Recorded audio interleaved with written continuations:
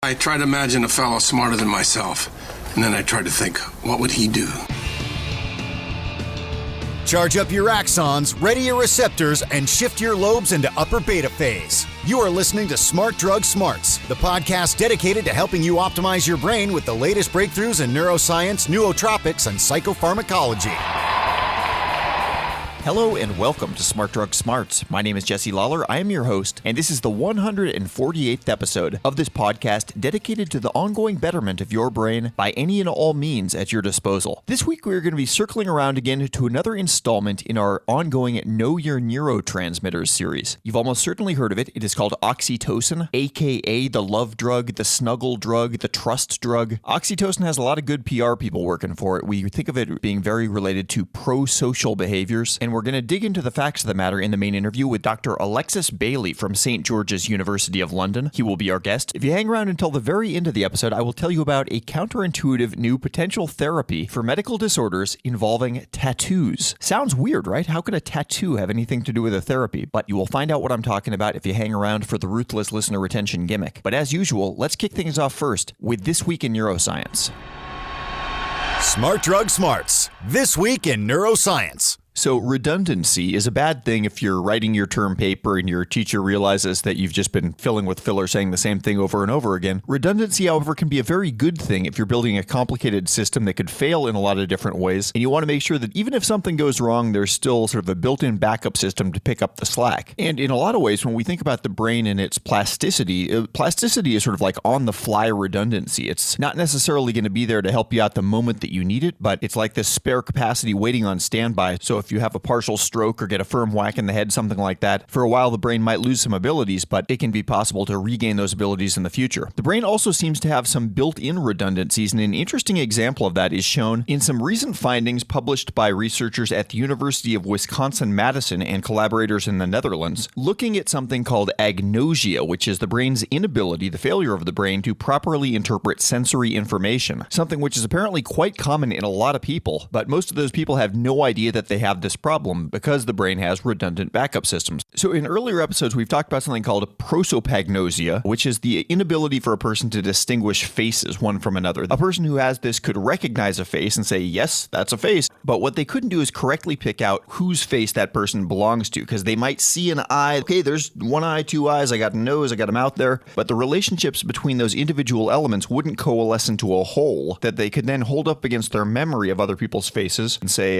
yeah, that's Bob. Needless to say, not very many people have prosopagnosia, and yet it's probably the best known kind. Now, what's interesting is the kind that a ton more people have, possibly including myself, I don't know either, is agnosia for motion, which basically means an inability to correctly determine how objects are moving relative to the person, whether they're moving closer, further, this direction, that direction, or are they standing completely still. The visual system gets a lot of cues as to the motion of objects from the outside world. If you're standing still and if something keeps getting larger in your vision, it doesn't take too much brain work to figure out that it's getting closer. And if you're a cat owner, maybe you've seen before your cat pounces at something, they'll kind of sway their head side to side. What they're doing there is getting a slightly different view of it from different angles, trying to triangulate the distance before they make the jump. But we also get quite a bit of cues for judging motion based on having two eyes. So we've got two slightly different angles on the things that we're looking at. And believe it or not, motion blindness, as they call it, is when there is a double failure in two kinds of binocular cues that we get by virtue of having two eyes. These two types of cues, they sound very similar, but they're actually slightly different. One is called a changing disparity, and the other is interocular velocity. Changing disparity is basically as your brain is tracking where an object shows up on your retina, the physical placement of that object in your visual field, looking at how that changes between one eye's view and the other. That's one type of cue handled by a certain area of the brain. And then interocular velocity, that's not based on the absolute position of the object on the retina, but is based on the velocity that the object seems to be moving across the retina. And believe it or not, even between the two eyes, there will be a slight difference in the velocity of the movement of that image. Now, thinking about this intuitively, in the real world, if there's a moving object, both of these things are going to be happening at once. We're going to have both changing disparity and a change in the interocular velocity. But these crafty scientists, in order to tease apart what's happening in motion blindness cases, they set up a study where test subjects were wearing video headsets and colored glasses that allowed each eye to see a slightly different video. And then they would isolate these different kinds of movements. So they would basically be showing something that could never really happen in the real world, where one of the two cues was stripped out. The video image would either compensate for the motion or the position of the object being tracked, so the test subjects were forced to rely on only one of those two visual cues to track the motion, and then tell the researchers what direction is this thing moving in and how fast is it moving. Says Professor Bas Rokers, "We were surprised when we saw how many people had trouble correctly detecting motion, and we put people through thousands of trials. They're just not very good at it." Despite the fact that many, if not most people, have problems with at least some aspect of judging motion, normally it affects just a portion of the visual field, and because people do get so many different visual cues as to motion, they're able to compensate even in areas where they do have problems. Says Rokers again, "We're implicitly aware of how good we are at using the cues. People combine them according to their own judged reliability. If they're very good at using one cue, they'll incorporate that information more." The researchers point out that this seems to be entirely a problem with the processing of the information within the brain. It's not a physical problem with the eyes. Why exactly these problems happen and why some people might be weak on changing disparity while other people might be weak on interocular velocity, those are questions that Rokers intends to look into next.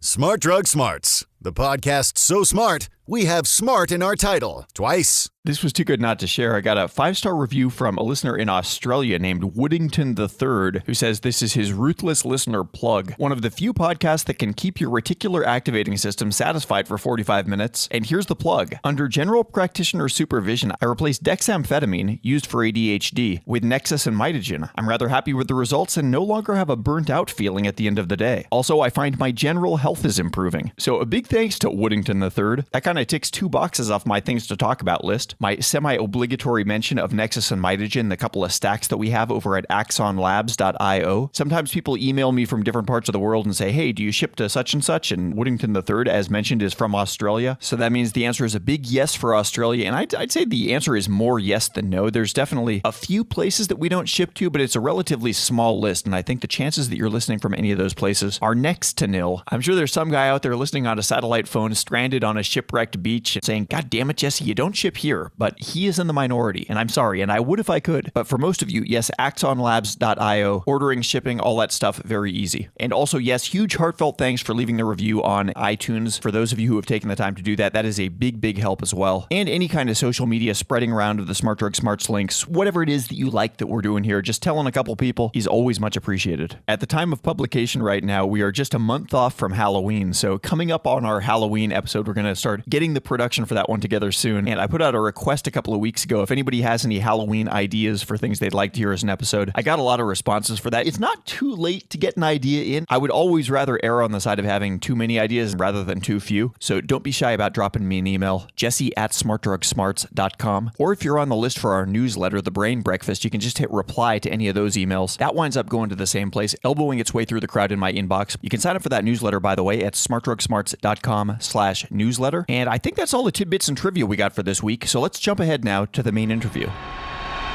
Smart Drug Smarts. So we are about to be speaking with Dr. Alexis Bailey from St. George's University of London, and we're going to be talking about oxytocin. Oxytocin is a neuropeptide, which is one of 2 main classes of neurotransmitters. Neurotransmitters, sort of the larger umbrella. Neuropeptide would be the tighter, more restrictive classification underneath. If you're not a neuropeptide and you are a neurotransmitter, just to geek out for a minute, the other option is a small molecule transmitter, and these include the best-known neurotransmitters, the acetylcholines and dopamines, things like that. Primary difference is that those ones are recycled after they're released into the synaptic cleft, into the area between the sending and the receiving neuron. The small molecule transmitters are kind of picked up and reused later without changing into anything else in between. Neuropeptides, on the other hand, things like oxytocin, are actually broken down into smaller constituent parts before they can be reused, if they are even reused as the same thing. They can also function as neuromodulators, which means they're not just necessarily direct signaling molecules, but they can impact the response of a receiving molecule to other neurotransmitters. But that's all a bunch of biochemical stuff that is probably largely beside the point, because what makes oxytocin really interesting is the macro level effects that we found that it has. It has lots to do with love and snuggly closeness, both of a romantic nature and also like mother-child bonding and parents and kids and grandparents and teddy bears and all that stuff. And so needless to say, there is a market for it, or at least if exogenous oxytocin can be shown to have similar results as endogenous, the kind that we make within ourselves, then this really could be like a real-life love potion number 9 kind of thing. The question is, does it measure up? are we able to get the results from exogenous oxytocin that it seems like we might reasonably suspect based on what we see it doing once we find it in our bloodstreams in our brains? To answer those questions, we'll be talking with Dr. Alexis Bailey. He is currently the senior lecturer in neuropharmacology at the Institute of Medical and Biomedical Education at St. George's University of London. Dr. Bailey was actually introduced to us by way of Dr. Panos Zanos, who we spoke with a couple of months ago about ketamine. Dr. Zanos was one of Dr. Bailey's students relatively recently, and when we mentioned to him that we were looking for an expert on oxytocin, he said, "I think I got somebody for you." So let's jump in now with Dr. Alexis Bailey.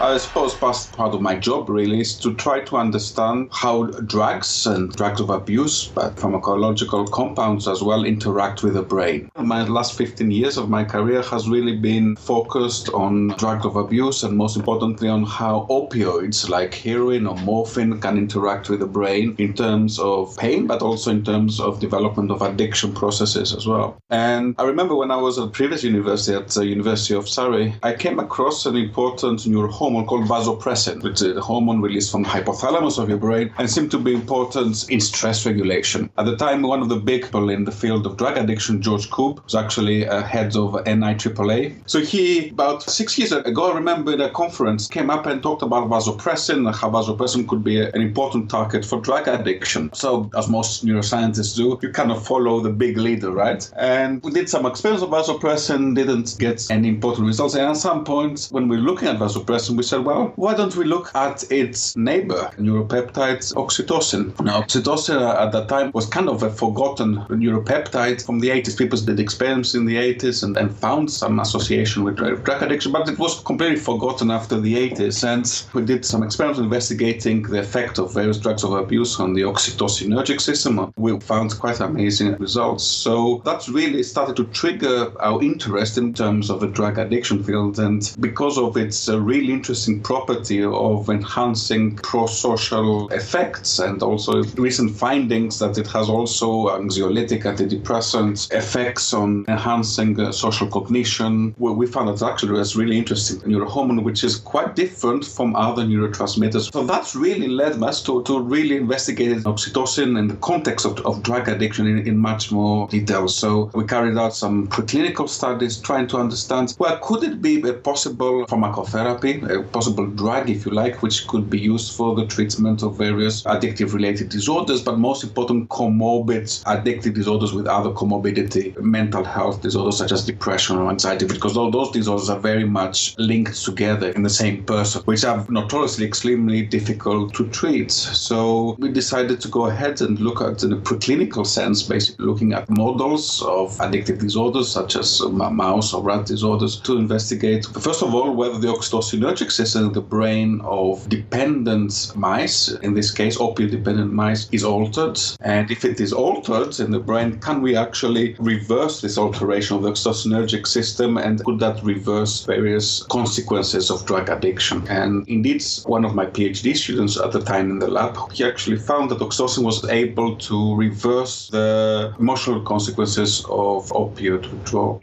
A lot of times it seems like the general public understanding of a given substance is all good or all bad. There's sort of an overly simplified view, and in the case of oxytocin, that view would be very positive. We think about it with nice emotions, love, bonding, that kind of stuff. Are there any downsides? Is there a threshold amount of oxytocin that would be too much? I think you're completely right there, and there's a perception of oxytocin as a happy drug or the love drug. I think people have to be quite cautious and quite careful, really, when they make statements of the oxytocin. Surely there's been a lot of evidence that oxytocin could have positive effects in reducing disorders which are associated with social deficits, such as schizophrenia, disorders associated with social deficits, social withdrawal, if you like. It could be anxiety, depression as well. Yeah. Withdrawing from social interaction is one of the key characteristics. However, I think people should be really cautious because many of the studies have been done in preclinical models, such as mice and rats. You need to confirm that what's happening in the mouse or the rats is translatable to humans. But secondly, most of the studies with oxytocin are acute studies. In other words, you just give one dose of oxytocin and see if it has a positive or negative effects. How is it that these doses are administered? Is this always something that people are inhaling, or is it sometimes injected? I think it's important to state here that oxytocin was first discovered, what was actually found to be released from the hypothalamus to the pituitary and to have a peripheral effect such as labor contraction, uterine contraction in order to induce labor. So that has important peripheral effects. However, recently scientists found that oxytocin could be released in the brain, so there are projections from the hypothalamus to different regions of the brain to have various important CNS effects. Now, peptides, I'm saying that because peptides such as oxytocin, which is a small protein called the peptides, are notoriously difficult to cross the blood-brain barrier. So if you gave oxytocin peripherally, such as intravenously, as you said, or orally, it will be degraded really quickly. Very little will pass the blood-brain barrier. So the way around this is to give it intranasally. In other words, squirting it up the nose, intranasal administration of the drug, such as asthmatics, for example, gets a dose of anti-asthmatic spray intranasally. It's the same way as that. And it seems that an amount of oxytocin reaches the brain like that. Now, there's a big debate in the field where how much of this oxytocin reaches the brain, because, again, the big debate in the field of peptide neuroscience is peptides, in classical sense, very difficult to reach the brain. But it seems that somehow intranasal administration of oxytocin, small amount reaches the brain to induce its effect here. So intranasal administration is the way forward in terms to induce its effects on the brain. Okay. Now, I have to say here that intranasal administration of oxytocin is not licensed yet as a medication. There are trials at the moment, clinical trials, where they want to test if this drug works, whether it has any side effects and so forth. I think in the context of are there any problems associated with the oxytocin, I think I was saying that we need to be quite careful because oxytocin, for example, if you administer oxytocin for a long period of time, to treat a chronic disease such as depression or anxiety, chronic administration could induce compensatory changes in the brain. Right, so the body might not produce as much of it naturally. That's right, which could have the opposite effect of what you want it to have. You see what I mean? So we are not there yet to understand if that is the case or not, but I think people should be extremely cautious when they do clinical studies because we do not really understand the long-term use of oxytocin, and that could have negative effects.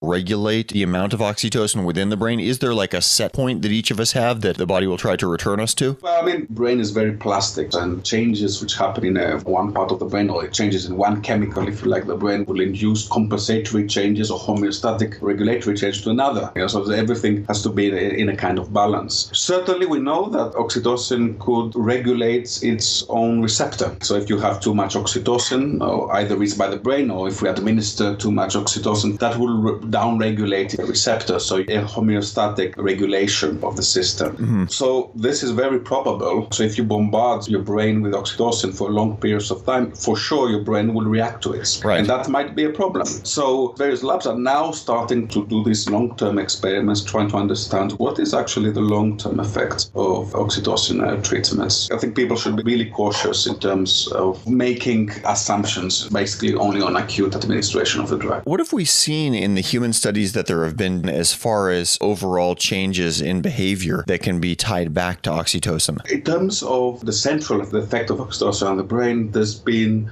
lots of new studies which have associated changes of oxytocin in the brain with various mental health disorders, such as schizophrenia, autistic spectrum disorders, depression, anxiety, drug addiction, PTSD, post-traumatic stress disorder as well. Indeed, people have investigated the oxytocin system in people suffering from these mental health disorders, and it seems that there are important changes of levels of oxytocin in blood circulation plasma, which are associated with some of the behavioral characteristics of these mental health disorders. For instance, there is some evidence that in cohorts of people suffering from autistic spectrum disorders, there seems to be lower levels of this oxytocin. The same with people suffering from schizophrenia. Low levels of oxytocin has been found in blood of these individuals, where blood levels of oxytocin has anything to do with the brain levels of oxytocin, of course, is another issue. Right. But certainly there seems to be a correlation between low levels of oxytocin and some of the negative states of mind of these psychiatric conditions. So, for example, there's a correlation between low levels of oxytocin with social withdrawal, for example, in some cases. If you approach that from the opposite direction and did a blood serum test and found some person who you knew nothing about had lower levels of oxytocin, would that be diagnostic? Would that person necessarily have have a problem with social affect or social behavior, or does it not necessarily go both ways? I think it's very early days to actually say that it might be a predicted biomarker, which is what we're talking about. That certainly there are association studies where people have found in some cohorts that there is an association between low levels of oxytocin with negative emotional state, but these studies are quite small. They need to be much bigger studies, and then need to be repeated in other cohorts as well, so we're actually certain that this is the case. Now, at the moment, we can just talk about association studies, but there is evidence that could be the case, because if you have low levels of oxytocin in your brain and you normalize it, you restore these oxytocin levels by administering oxytocin intranasally. It has been shown that this oxytocin in some cases could reverse some of the social deficits that, for example, autistic spectrum disorder individuals suffer. Yeah, one of the key central characteristics of autistic spectrum disorders is, of course, the lack of social empathy, the lack of social recognition, repetitive behavior, and it seems that oxytocin in some of the clinical studies is able to reverse some of these negative emotional states. For example, it has been shown to increase empathy in people suffering from autistic spectrum disorders, but also to reduce some of these repetitive behaviors as well. So in the autism field, this is extremely exciting because there's no treatment, there's no pharmacotherapy, which can actually treat the condition effectively at all. So there are multi-center studies all over the world which are looking at whether oxytocin could be able to reverse some of the social characteristics of autistic spectrum disorder. Still, we don't have the results. We are not there yet, but the results are really eminent. When a human is administered oxytocin and I guess is measured to have these perceptual effects, does it feel like something for the user to be on oxytocin? Do they feel like they're in an altered state, or just their mood brightens, but there's not much more to it than that? That's a very interesting question, actually. I mean, I've asked one of our subjects in a clinical study that what would they actually feel. And actually, it's completely blinded when we give oxytocin. They don't know whether they take oxytocin or saline, but they don't seem to be able to differentiate one from the other. So to answer the question, it seems that it doesn't have an obvious mood-enhancing effect. It's not obvious to them. Yeah. However, when people do all the clinical studies, which have to be blind, right, it seems that half an hour later, after the administration of oxytocin, in some cases to have some important effect in terms of relieving social anxiety, increases pro-social effects and stress coping mechanism as well. I hear that and I think to myself, if I were, for example, a defense attorney and a jury was going to be deciding whether my client was guilty or not, I would just have a vial of this and be releasing it into the air in the courtroom. I mean, is there any reality using it for sort of a light version of mind control like that? It's really interesting what you say here, because actually one of the effects of oxytocin, which has been studied intensely, actually, its effect on trust. It enhances the trustworthiness to another person. So it has been shown scientifically that it has the ability to increase trust to another person, which probably is not a very good if you start gambling or...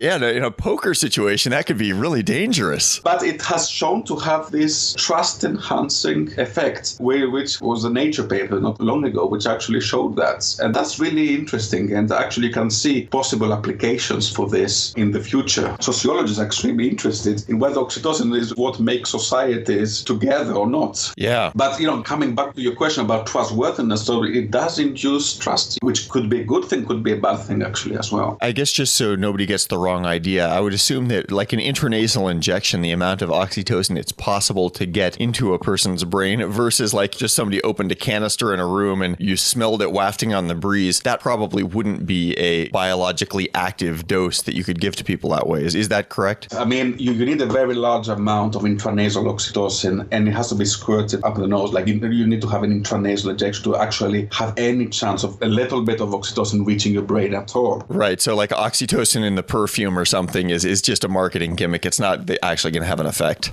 If you look at the internet, there's a lot of marketing gimmicks about oxytocin. They're selling it as a way to save marriages from collapsing, as you can imagine. Right. They're selling it to help get boyfriends and so forth as well. Because of this pair bonding property of oxytocin. Oxytocin is well known to induce pair bonding effect as well. Now, you mentioned earlier that oxytocin levels are involved with a woman giving birth, going into labor. Did I get that correct? A positive feedback loop of oxytocin is what causes labor to be induced? Yes, exactly. Uterine contractions will activate your hypothalamus of your brain to release oxytocin in your circulation, your blood circulation, which will induce further uterine contraction, which eventually will aid the delivery of the baby. This is when initial discovery of oxytocin took place last century. This was the major effect that they actually found. What a fantastically clever mechanism that the same thing that's going to induce labor is going to make a woman really receptive to falling head over heels in love with this baby that appears right on cue. Well, again, oxytocin has an analgesic property. So it actually numbs the pain, induces uterine contraction, and actually has a kind of pleasant stress relief effect as well. Another important peripheral effect of oxytocin is milk ejection in lactating mothers. This is the hormone which induces release of milk when they breastfeed. And if you ask mothers who breastfeed, while they breastfeed, they feel this surge of social interaction, if you like, social affiliation with a baby, and that's the oxytocin. Short of shooting it up your nose, is there anything in a person's diet, for example, that might modulate the amount of endogenous oxytocin that a person would produce? In terms of nutritional sense, I'm not really sure. I'm not certain that whether there's any nutritional, but things which can induce oxytocin are, well, social interaction, positive social interaction.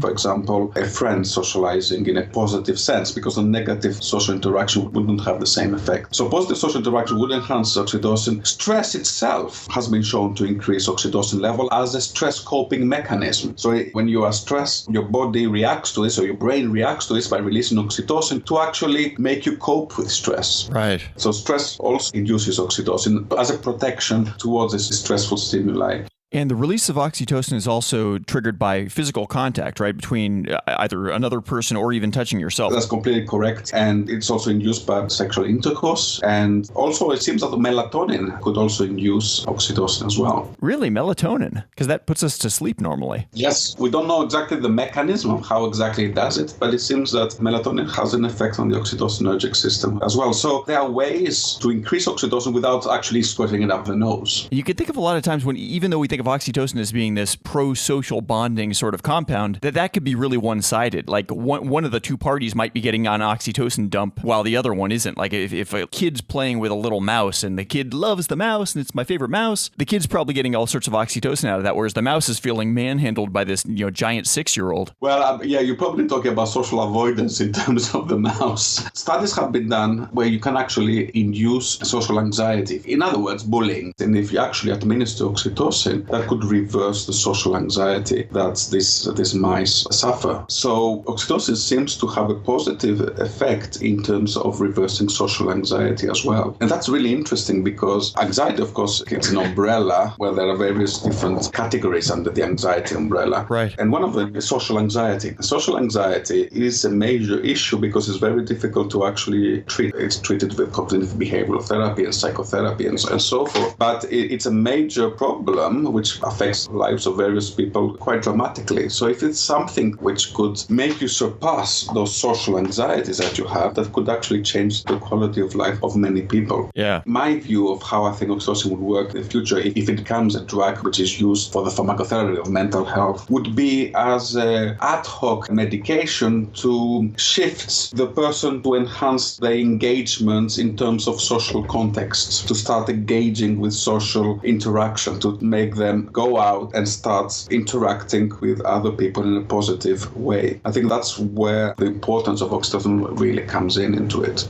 What do we see as far as the onset time for effects when somebody is getting exogenous oxytocin? How long until it really hits their system? Oxytocin is a peptide that gets broken down pretty quickly, even if you inject up the nose. Its effect basically happens in the first 10-15 minutes, and after half an hour, it starts deteriorating afterwards. So its effect's pretty quick. Yeah. So basically, if you want to prolong its effects, you have to be doing a lot of injections of oxytocin over a long period of time. Now, that's a problematic because it's not good enough in terms of treatment of chronic conditions such as depression and anxiety. So various scientists are trying to develop drugs which will mimic the effects but have a much more long-term effect. It seems like the vaping cigarettes would be kind of the ideal delivery mechanism for this. It's probably easier to puff those things if it's something that needs repeated application versus squirting something up your nose every couple of minutes. Yeah, it's interesting that you say that. I have actually thought about, because I'm actually working on a European grant looking at electronic cigarettes and its potential toxicity and so forth. I know of studies which are happening at the moment where people are trying to administer oxytocin in different ways. For example, in a kind of insulfations where they could inhale via the nose much more quickly. So people are working on that to find different ways of administering drug. But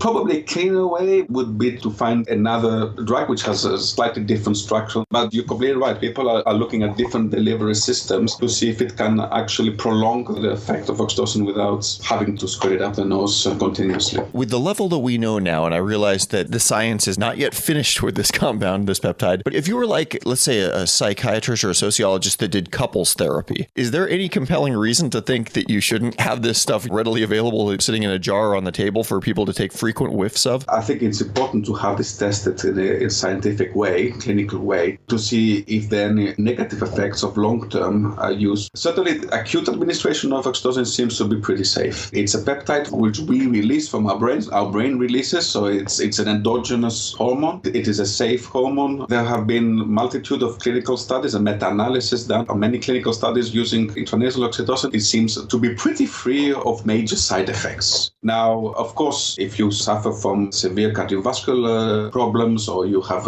intense kidney problems and so forth, then oxytocin could be dangerous in this context. But in terms of acute situation, it seems to be free of any major side effects, which is, of course, not the case with available drugs such as SSRIs, which do have some important side effects. Now, as I said, the long-term use of oxytocin, we don't really know. It could, over a long period of time, change the regulation of the system, which could have a detrimental effect. That we do not know yet. I think until we prove that scientifically, I wouldn't advise having oxytocin on the desk of a psychiatrist before having the definite evidence. I mean, in the field of drug addiction, for example, people are worried, well, could it be addictive in its own right? If it enhances social interaction, would it have an addiction liability? And this is a completely reasonable question to ask, which we do not have an answer yet. I mean, certainly in our studies, we didn't find that oxytocin has any addictive properties. But again, over a long period of time, we need to come up with various answers to understand much better the mechanism of action of oxytocin, but also the long-term effect of oxytocin to be sure of its safety. Do we understand what the mechanism is within the brain that serves as like a thermostat to regulate and say, this is too much, this is too little? For example, if somebody with social anxiety disorder normally has a lower baseline of oxytocin, what establishes that baseline within the body? Well, people, after a lot of studies, came to realize, well, people are different in terms of their anxiety, basal anxiety, the social profiles. Some people are more sociable than others. Some people prefer to keep themselves to themselves. They have different levels of moods. The basal mood could be different and so forth. So the question was, could that be related to any polymorphism of the oxytocin genes, either the receptor or the peptide? In other words, there are small changes, small mutations happening in all genes in our DNA structure, which could predispose people to a certain condition, including high or low sociability and so forth. And indeed, it's been shown that people who have a specific mutation of the oxytocin gene seems to be correlated with high levels of anxiety, and depending on what polymorphism of the gene, could be much more vulnerable to develop depression or much more vulnerable to develop social deficits. I mean, I think the interesting thing I could say about oxytocin is that changes early life stress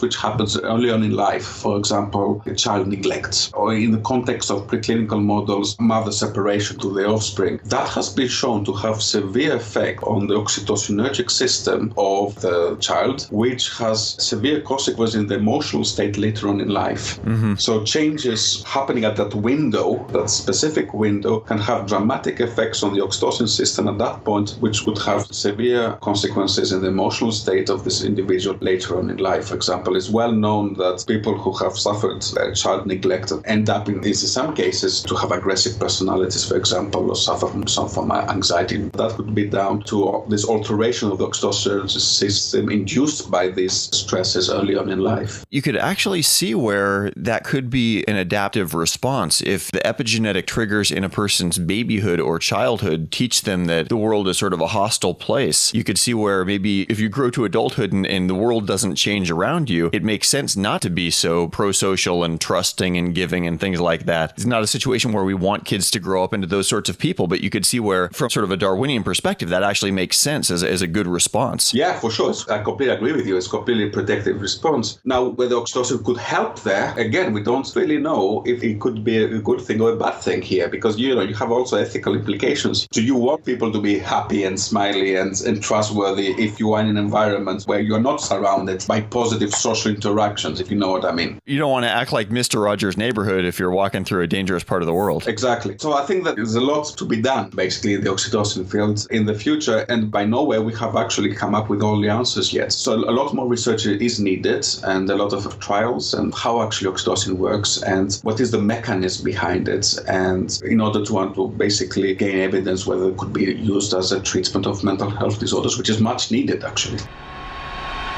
Smart Drug Smarts. So thank you so very much to Dr. Bailey for taking the time for that conversation. It's hard not to like oxytocin with all the things that it's involved in, and the fact that it's basically concurrent with all the stuff that we think of as the high points of human experience. Mothers bonding with their newborn babies and people having sex and stuff like that. And it's a pretty amazing finding, I think, that it makes people more positive and more trusting without people overtly being aware that they're on anything, that they're under any sort of chemical effects, which in a lot of ways is kind of the hallmark of an ideal drug, something that improves some aspect of your cognition, in this case, your mood, your social behaviors, but doesn't make you feel like you're on anything, doesn't make you edgy, confused, dizzy, cracked out, any of those things. But there's also been a lot of questions recently as to whether some of the reports of the efficacy of exogenous oxytocin are really to be taken seriously. Some studies have shown fairly amazing results with things like nasal application of oxytocin, but some of those same studies, sometimes even performed by the same labs, haven't been able to be replicated. We'll link to an article on oxytocin published recently, also alleging that there's a whole lot of publication bias when it comes to oxytocin. Apparently, publications like printing positive stories about oxytocin, kind of the ooh-ah factor, and when they get a null result saying that exogenous oxytocin doesn't really do anything beyond placebo, those findings tend not to get published because they're just kind of ho-hum, not too interesting. Of course, publication bias is a big problem across science. It's not only oxytocin that suffers from that, but oxytocin might be an extreme example. But now let's move on to the ruthless listener retention gimmick. Smart Drug Smarts. Ruthless listener retention gimmick. So everyone likes to see a good collaboration take place, especially when that collaboration involves potentially tattoo artists and medical researchers trying to cure autoimmune disorders like multiple sclerosis. But how exactly does this collaboration work? And to be fair, the tattoo artists don't exactly come into this just yet. But the first part of this has to do with an antioxidant nanoparticle created by a research team at Rice University. They created something which is a combination of polyethylene glycol with hydrophilic carbon clusters, hence the catchy name PEGHCCs. These carbon clusters are only 35 nanometers long, which is very, very short, 3 nanometers wide, which is even shorter, and a single atom thick, and they bunch up into a ball of about 100 nanometers in diameter once they're in globular form after the addition of polyethylene glycol. And they love to grab up reactive oxygen species called superoxide molecules, toning them down into less reactive oxygen molecules, and in so doing, that gives them some interesting biological properties, because part of our immune system, something called T cells, you've probably heard of killer T cells, they've got a catchy name, use superoxide molecules as part of their internal signaling to kind of rev themselves up and get ready to go into kill mode and start destroying cells that they deem to be the enemy. Now, in an autoimmune disorder, basically what's going on is your body is misidentifying other cells within your body as the enemy. But let's back up a second. Your immune system has a lot of different types of cells within it. T cells are only one type. There are T and B lymphocyte cells and something called macrophages. But in many autoimmune disorders, it's the T cells that have really gone off the reservation and are starting to hunt your body cells rather than invaders. The problem with a lot of current therapies for autoimmune disorders is that they're basically dialing down the whole immune system. But if it's only the T cells or primarily the T cells that are screwing up, wouldn't it be nice if there was a way of just turning down the T cells but keeping everything else operating at full steam? And it seems like these PEGHCC molecules might be able to do exactly that, because when they're injected into the body, they are selectively taken up by the T cells. Other cells in the immune system seem to largely ignore them. What this means is by neutering the superoxide molecules inside the T cells, they can basically keep the T cells from turning themselves on into attack mode, but the rest of the immune system remains uncompromised. Explains Redwan Hook, the lead author of the study. The majority of the current treatments are general broad-spectrum immunosuppressants. They're going to affect all of these cells, but patients are exposed to side effects ranging from infections to increased chances of developing cancer. So we get excited when we see something new that could potentially enable selectivity. So the scientists looking at the therapeutic applications of these PEGHCCs were actually at Baylor College of Medicine. I mentioned there was There's a little bit of a collaboration going on here. And they ran tests on animal models showing that small amounts of PEG-HCCs injected under the skin are slowly taken up by the T lymphocytes. They collect, they inhibit the cell's function for a while, and then they're slowly cleaned up and disposed of by the body. The reason that they chose to inject the nanoparticles just under the skin rather than into the bloodstream was that would keep them in the system longer, making them more available for uptake by the T cells. Now, the only drawback to this is that these PEG-HCCs are opaque and they left a temporary dark spot under the skin. It looked a lot like a tattoo. But as Baylor scientist Christine Beaton pointed out, that could actually be a perk to some people. We saw that it made a black mark when we injected it, and at first we thought that was going to be a real problem if we ever take this into a clinic. But I think we can work around that. We could either inject into an area that's hidden or use micropattern needles like in a tattoo parlor and shape it. So you heard it here first, temporary medical tattoos as a potential treatment for multiple sclerosis and other autoimmune disorders. Pretty cool. We like to think of ourselves as a digital speakeasy for brain hackers, but you can call us Smart Drug Smarts. Okay, so that was it for episode number 148. Thank you for hanging around until the very end. If you enjoyed this episode, please pass it on to a couple of friends, spread the word on Oxytocin, and tell them they can find all the links to everything that we talked about here up online at smartdrugsmarts.com/148. Last week's episode 147 was a big one talking about ketosis and ketogenic diets, fasting, exogenous ketones, and next week we got some options. We might be talking about a mood-enhancing plant, which is a better alternative to alcohol, or we might be talking about goiters and thyroids run amok. I'm not quite sure what next week's going to be, but if you tune in next Friday, you will be among the first to know. Same time, same podcast, and with the same unflagging commitment to helping you fine-tune the performance of your own brain. Have a great week, and stay smart. You've been listening to the Smart Drug Smarts podcast. Visit us online at www.smartdrugsmarts.com and subscribe to our mailing list to keep your neurons buzzing with the latest in brain optimization. Smart Drug Smarts should be listened to for entertainment purposes only, although some guests on the show are medical doctors, most are not, and the host is just some random guy. Nothing you hear on this podcast or read at smartdrugsmarts.com should be considered medical advice. Consult your doctor and use some damn common sense before doing anything you think might have a lasting impact on your brain.